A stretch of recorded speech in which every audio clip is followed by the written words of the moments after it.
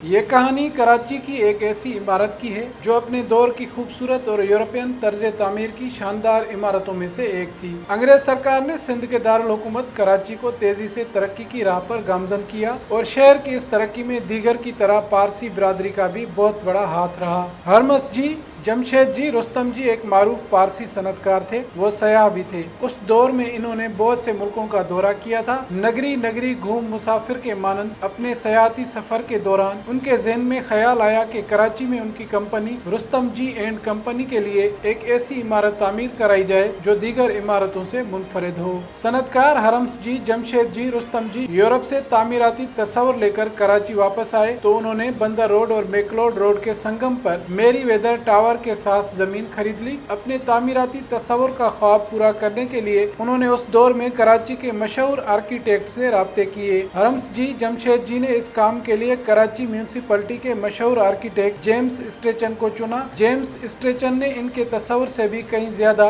खूबसूरती से इस इमारत को डिजाइन करके दिया। जेम्स स्ट्रेचन की निगरानी में ये इमारत 1891 में मुकम्मल हुई। ये उस वक्त की बात है जब मेरी वेदर टावर भी जेर तामीर था। इस इमारत की तामीर मेरी वेदर टावर से भी 1 साल पहले मुकम्मल की गई। ये दोनों काम जेम्स स्ट्रेचन की जेर निगरानी हुए थे। 4 नवंबर 1891 में इस खूबसूरत इमारत का इफ्तिताह बॉम्बे प्रेसिडेंसी के गवर्नर लॉर्ड हैरिस ने किया। गवर्नर ने इमारत की छत से कराची शहर का नजारा भी किया। इस इमारत की छत से मनोड़ा, क्लिफ्टन और मंगो पीर की पहाड़ियाँ साफ साफ नजर आती थीं। रुस्तम जी इमारत में स्ट्रेचन ने इटली मेडिवाल इंग्लिश गोथिक स्टाइल के तर्ज तामीर को नुमाया रखा। ऐसी इमारतें उस दौर में उमूमन इंग्लैंड, जॉर्जिया और दूसरे यूरोपीय ममालिक में थीं। 3 मंजिला पत्थर की इस इमारत के दरवाजे और खिड़कियां लकड़ी से बनी हुई थीं। 60 फुट ऊंची इस इमारत के तमाम कमरों और हॉल के फर्श खूबसूरत मोजाइक टाइल से बनाए गए थे। 8000 स्क्वायर वाल्स पर मबनी ये इमारत रुस्तम जी एंड कंपनी के ऑफिस के साथ साथ गोदाम भी था। कंपनी के ऑफिस में यूरोपियन उसूलों को अपनाया गया था। इस इमारत का एक मुकम्मल फ्लोर दुनिया भर से आने वाले व्यापारियों और सयाहों के लिए मुख्तस था।